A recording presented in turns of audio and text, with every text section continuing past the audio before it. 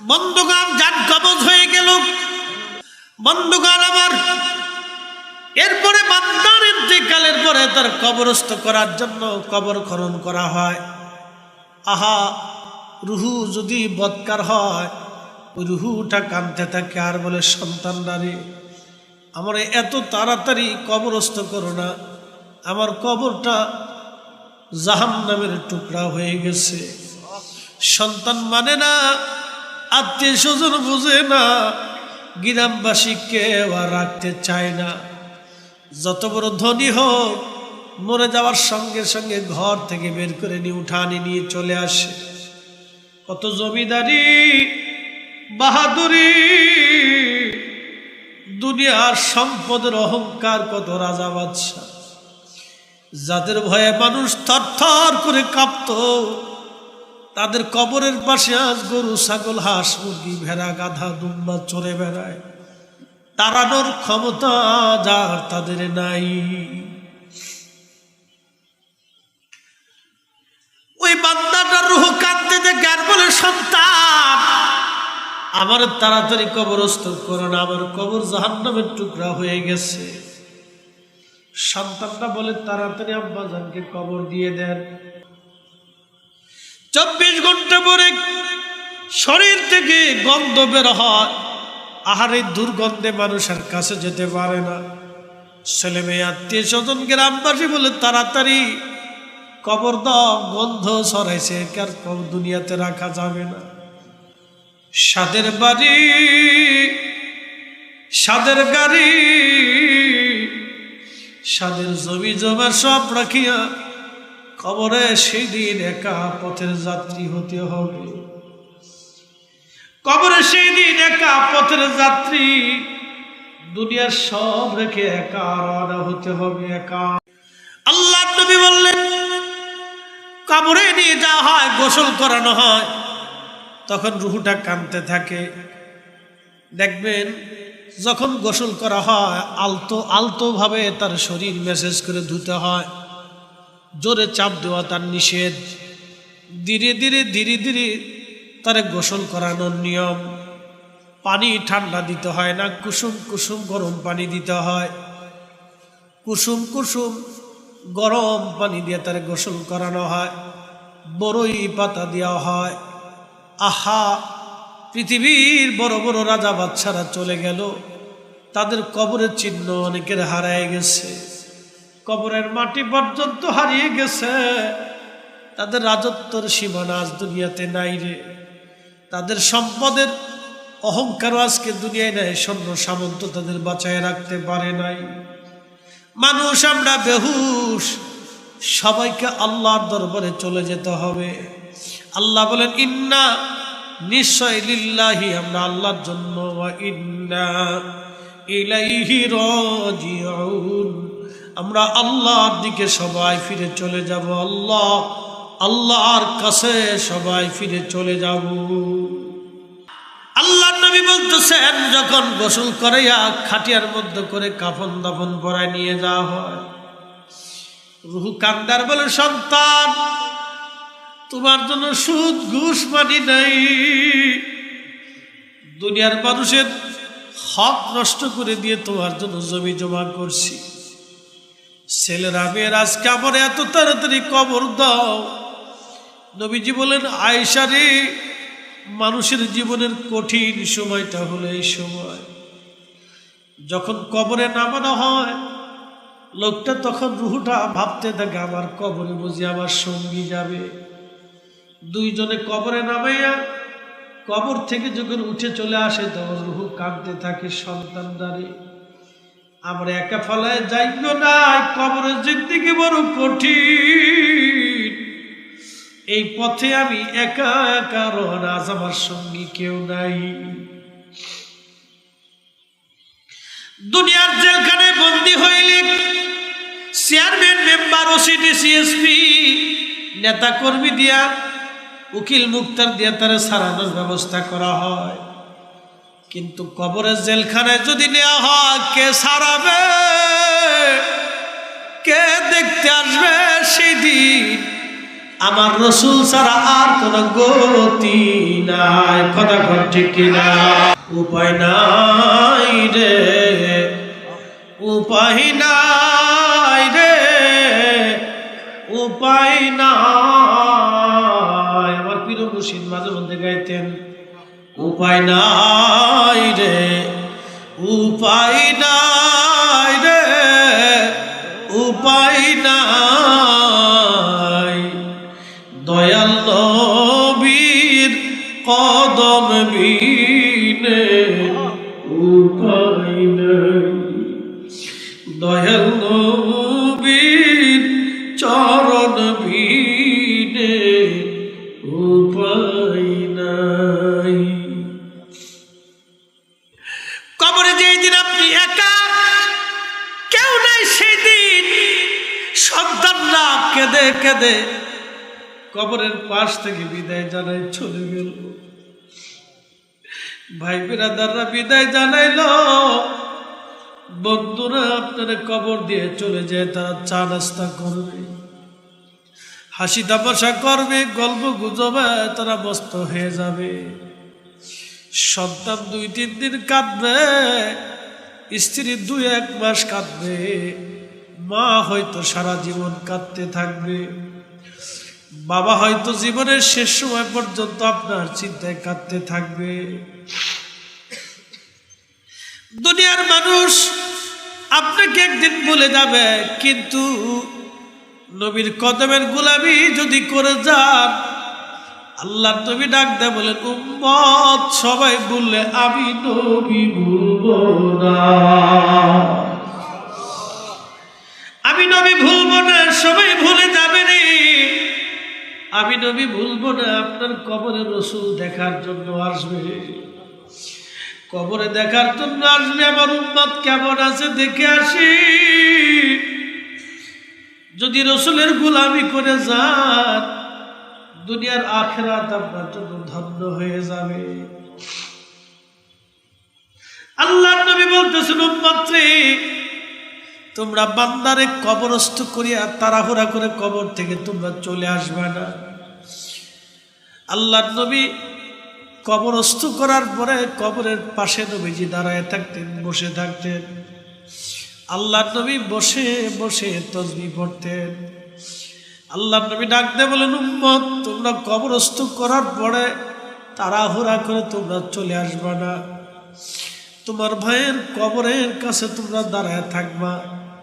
ইস্তাগফিরু লিআখিকুম, হাদিসের পরিভাষায় নবী হুকুম করলেন, তোমরা তোমার ভাইয়ের জন্য ইস্তেগফার করতে থাকবা।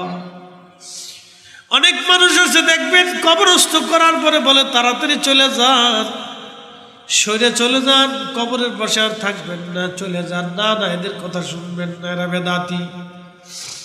কবরের পাশে কিছু সময় দাঁড়াবেন, কোরআন শরীফ থেকে তেলাওয়াত করতে থাকবে, কিছু সময় তাসবিহ পড়তে থাকবেন, দুরূদ শরীফের আওয়াজ দিবেন। কবর বড় কঠিন জায়গা, বড় কঠিন জায়গা। আল্লাহর হাবিব ডাক দেয়া বলতেছে, উম্মত রে, কবর থেকে তাড়াহুড়া করে চলে আসবা না। একটা উট জবাই দেওয়ার পরে, এই উটটাকে ছিলানোর পরে চামড়া ছিলাইয়া গোশত বানাইয়া বন্টন করতে যে সময়ের দরকার তোমার ভাইয়ের কবরের পাশে, সেই সময়টুকু পর্যন্ত তোমরা দাঁড়ায় জিকির করো, কোরআন শরীফ পড়তে থাকো, দুরূদ শরীফ পড়তে থাকো। ইস্তাগফিরু লিআখিকুম, তোমার ভাইয়ের কবরের পাশে দাঁড়ায় ইস্তিগফার করতে থাকো, কারণ কিছু সময় পরে মুনকার নাকির আসবে। মুনকার নাকির আসিয়া প্রশ্ন তুলবে, মান রাব্বুকা ওয়া মা দীনুকা মা কুনতা তাকুলু বিহাক্কি হাযার রাসূল। 3টা প্রশ্নের জবাব যদি কেউ দিতে না পারে, তার কবরের জিন্দেগি বড় কঠিন,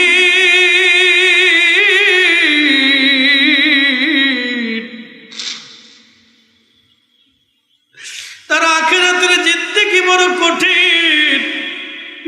কবরের জিন্দেগি বড় কঠিন, কবরের জিন্দেগি বড় ভয়াবহ হবে। এই জন্য আল্লাহর নবী বলেন, উম্মত রে, তোমরা তোমার ভাইয়ের কবরের পাশে দাঁড়ায় দাঁড়ায় তাসবিহ পড়ো, জিকির করো, কোরআন শরীফ পড়ো, দোয়া করো, যেন তোমার ভাইয়ের কবরের প্রশ্নের জবাব আল্লাহ সহজ বানায় দেয়। চিৎকার মেরে জোরে বলেন সুবহানাল্লাহ। সালাতু ইয়া রাসূলুল্লাহ, সালাতু ইয়া রাসূলুল্লাহ, সালামু ইয়া হাবিবাল্লাহ আলাইকুম। আল্লাহুম্মা সাল্লি আলা সাইয়্যিদিনা মাওলানা ওয়া আলা আলি সাইয়্যিদিনা মাওলানা। কবর বড় কঠিন জায়গা। আল্লাহ রাসূল বলেন, কবরের পাশে দাঁড়াও। নাহাইতুকুম আন জিয়ারাতিল কুবুর, কবর জিয়ারত আগে আমি নিষেধ করতাম, ফাজুরুহা, এখন আর নিষেধ করি না, তোমরা কবরের পাশে যাও, জিয়ারত করো, জিয়ারত করো, কবরের পাশে দাঁড়াও।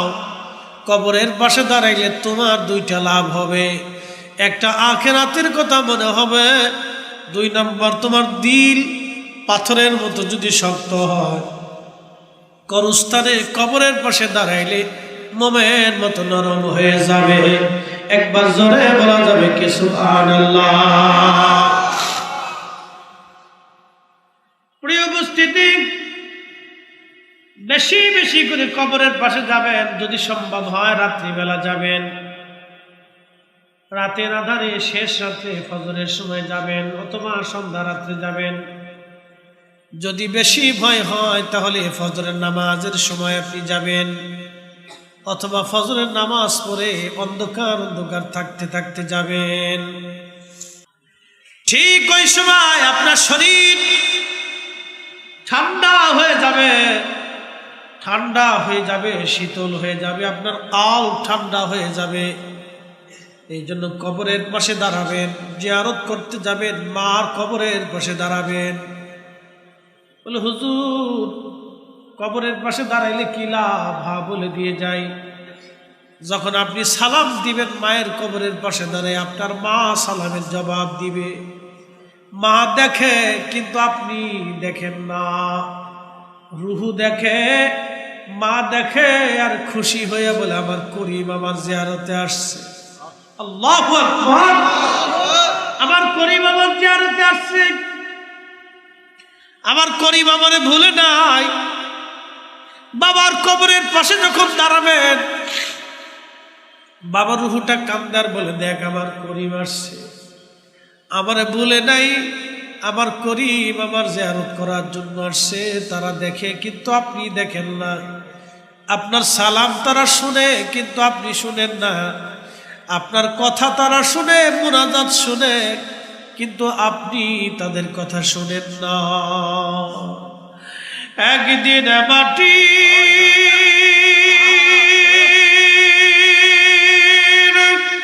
ভিতরে হবে ঘরে, আমার কেন বান্ধ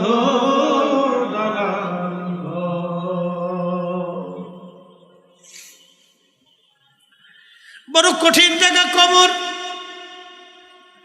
6 মাস, 10 বছর, 15 বছর, 20 বছর, 50 বছর, 100 বছর পরে আর কেউ আপনার কবরের পাশে দাঁড়ানোর নাই, কেউ নাই।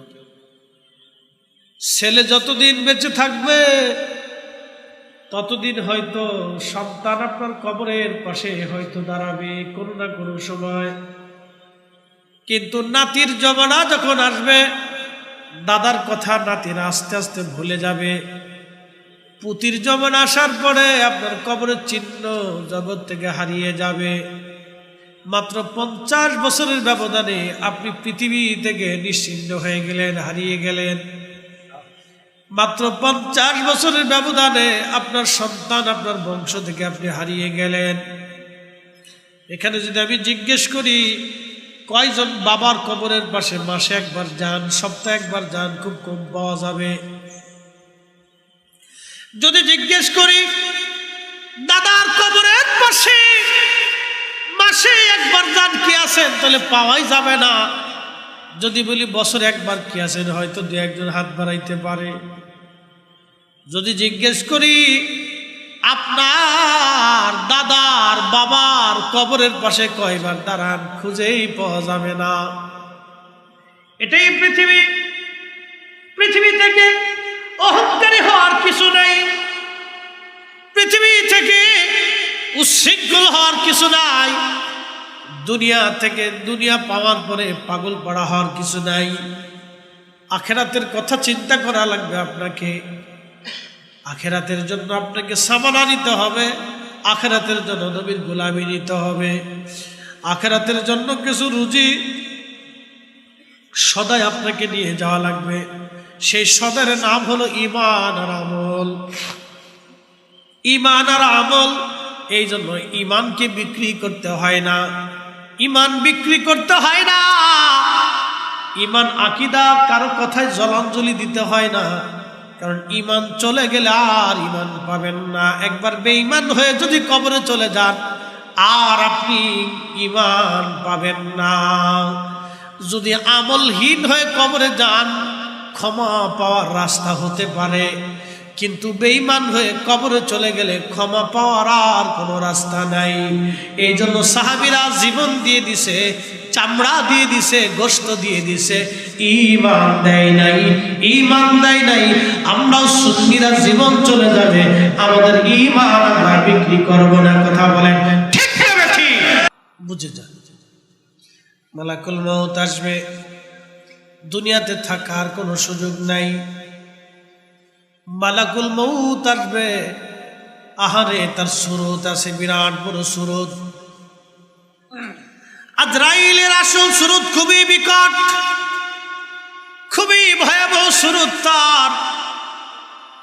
যখন পাপিষ্ট যারা আজরাইল আলাইহিস সালাম যখন আসে, তখন তার সুরত দেখার পরে ওই রুহুটা প্রত্যেক দেহের অঙ্গ প্রত্যঙ্গের মধ্যে পালায়, রুহু দৌড়াইতে থাকে। একবার পায়ের পৃষ্ঠদেশে যায়, আঙ্গুলের মাথায় আসে, পালানোর চেষ্টা করে, সে দৌড়ায় দৌড়ায়। মৃত্যুর যন্ত্রণা তখন বাড়তে থাকে, কঠিন হতে থাকে মৃত্যু।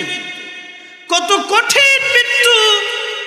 প্রিয় নবীজি ডেকে বলতেছে, উম্মত, একটা উট বিনা কুরবানিতে, বিনা জবাহ করাতে, জিন্দা অবস্থায় একটা উটের চামড়া ছিলাইলে, জিন্দা অবস্থায় একটা উটের চামড়া ছিলাইলে যে পরিমাণে কষ্ট হয়, আহা, ওই উটটাকে আবার চামড়া দেওয়ার পরে আবার ছিলানো হবে, আবার চামড়া হবে, আবার ছিলানো হবে। এইভাবে 100 বার চামড়া হবে, 100 বার তাকে আবার ছিলানো হবে। একটা উটকে 100 বার চামড়া ছিলাইলে যেই পরিমাণে কষ্ট হয়, বদকার পাপিষ্ঠদের রুহু কবজের সময় এরকম কষ্ট হতে থাকে। আল্লাহর নবী বললেন, আঙ্গুলের মাথায় রুহুগুলি দৌড়ায় দৌড়ায় আসে, রুহুটা আবার বিভিন্ন জায়গায় দৌড়ায় আজরাইল থেকে পালানোর জন্য। কিন্তু আজরাইল আলাইহিস সালাম তাকে তো অবশ্যই নিয়ে চলে যাবে। যাকে নিয়ে যাওয়া হলো তাকে দেখা গেল না, যিনি নিলেন তাকেও দেখা গেল না, কিন্তু চলে গেছে সত্য। আব্দুল করিম মরে গেছে। করিমকে যিনি নিয়ে গেলেন তিনি মালাকুল মউত। করিমরেও দেখা গেল না, যিনি নিলেন তাকেও দেখা গেল না। যার হুকুমে নিলেন তারও দেখা যায় না, যেই জগতে নিয়ে যাওয়া হলো সেই জগতও দেখা যায় না। কিন্তু আব্দুল করিম ঠিকই চলে গেল, করিমকে ঠিকই নিয়ে যাওয়া হলো। করিম চলে গেল সত্য, করিম মারা গেল সত্য, করিমকে নিয়ে যাওয়া হলো সত্য। করিম মারা গেল, করিম চলে গেছে, করিমও সত্য।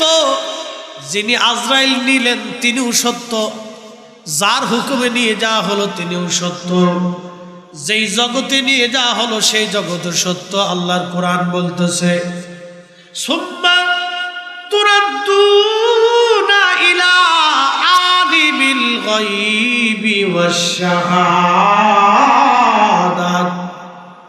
অতঃপরে এমন একজন মালিকের কাছে তোমরা আসবা, যে মালিক আমি আল্লাহ। আমি আল্লাহ তোমার গোপনেরটাও জানি, তোমার প্রকাশ্যেরটাও আমি আল্লাহ রাব্বুল আলামিন জানি। তার মানে করিম রেজে নিয়ে যাওয়া হলো, করিম চলে গেল এটাও সত্য, যিনি নিলেন সেও সত্য, যাকে নিয়ে যাওয়া হলো তিনিও সত্য, যিনি নিলেন তিনিও সত্য, যার হুকুমে নিলেন তিনি মালিক আলিমুল গায়ব, গায়েব জানলে ওয়ালা। একবার জোরে বলবেন কি মারহাবা। যিনি নিলেন আল্লাহ, যার হুকুমে নিলেন আল্লাহ, যিনি নিলেন মালাকুল মউত, যাকে নিলেন করিম, যেই জগতে নিয়ে যাওয়া হলো আলমে বারজাখ, কবরের জগৎ। এত সময় ছিলেন দুনিয়ার জগৎ, এখন চলে আসতেছে কবরের জগৎ। আল্লাহ রাসূল বললেন একটা উটকে 100 বার চামড়া ছিলাইলে যে পরিমাণে যন্ত্রণা হয়, কাফির আর বেঈমানদের মৃত্যু এরকম ভয়াবহ কষ্ট হতে থাকে। আল্লাহ রাসূল বলেন ঈমানদার, তোমাদের জন্য একটা সুসংবাদ আছে। সুসংবাদ হলো, যখন নবীর গোলাম, আল্লাহর গোলাম যখন মারা যায়, তখন জিবরাইল আলাইহিস সালাম সুন্দর সুরত নিয়ে আজরাইল আসে। আজরাইলকে দেখলে, মালাকুল মউতকে দেখলে ডর হয় না। তখন মালাকুল মউত ডাক দেয়, ইয়া আইয়াতুহান নাফসুল মুতমাইন্না তুরজিই ইলা রাব্বিকি রাদিয়াতাম মারদিয়া ফাদখুলি ফি ইবাদি ওয়াদখুলি জান্নাতি।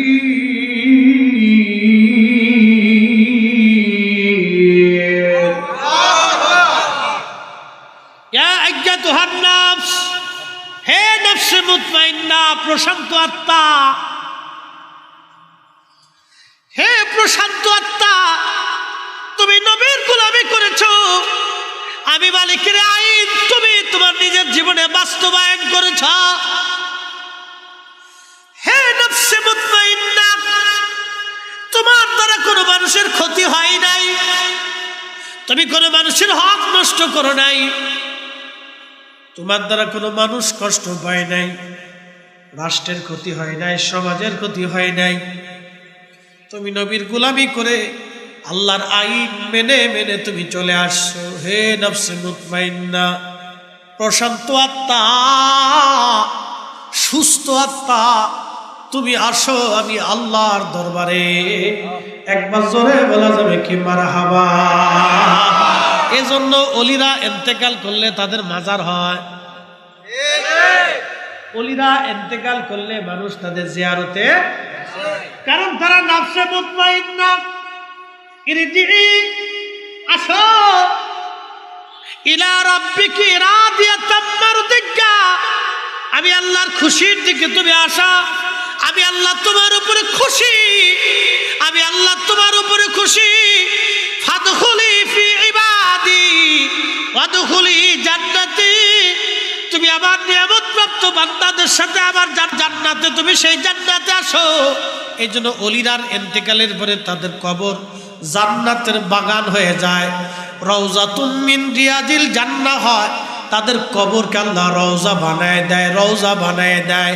আরে আমার নবীর গোলামির জন্য যদি উম্মতের কবর রওজা হতে পারে, আর আমার দেশের বুকে হাত বেঁধে নামাজ পড়ে এক মুসলমান আছে, আল্লাহ মুনাফিক আছে, ওরা ওয়াজ করে কয় নবীর কবরকে কবর বলতে হবে, রওজা বলা হারাম। যারা রসুলের কবর মুবারক রওজা মুবারককে রওজা বলতে চায় না, রওজা মনে করে না, তারা মূলত আল্লাহর কোরআন মানে না। কি কথা কর না কেন, ঠিক কিনা? এগুলি সব শয়তানের সেলা। সাচ্চে মুসলমান ওরা, নামে মুসলমান, ইমানদারের ইমান নিয়ে করছে যারা খেলা, ওরাই তো আসলেই এজিদেরই চেলা, দাড়ি টুপি পাগড়ি আছে, দেখতে মৌলানা, ভিতরে নাই নবী প্রেম, ইয়াজিদে ভরা। আরে কেউ যদি কোরআনের আয়াত বুঝে তাহলে তো বুঝতেই হবে খাজা বাবা আজমিরের কবর রওজা হয়ে গেছে। কি কথা কর না কেন? কেউ যদি কোরআনের আয়াত বুঝে, নফসে মুতমাইন্নার আয়াত যদি বুঝে, ইরজিই ইলা রাব্বিকি রাদিয়াতাম মারদিয়া, তুমি আল্লাহর সন্তুষ্টির দিকে আসো। আহা, মুজাদ্দিদ আল ফেসানির কবর আল্লাহ রওজা বানাই দিলেন, খাজা বাহাউদ্দিন নকশবন্দ বুখারীর কবর রওজা হয়ে গেল, হুজুর গাউসে পাক মহিউদ্দিন আব্দুল কাদের জিলানীর কবর রওজা হয়ে গেল, আল্লাহর ওলি সাহাবায়ে কেরামের কবর আল্লাহ রওজা বানাই দিল। একবার জোরে বলা যাবে কি মারহাবা? আরে নবীর কদমের গোলামের জন্য যদি নবীর গোলামের কবর রওজা হয়, তাহলে মনিবের কবর কি হতে পারে? কানার ঘরের কানা। কোরআন পড়ে কিন্তু কোরআনের হাকিকত বুঝে না, ঠিক কি না? এই জন্য সুন্নি আহলে সুন্নাত ওয়াল জামাত ছাড়া কোনো মা ওলির জন্ম দিতে পারে না।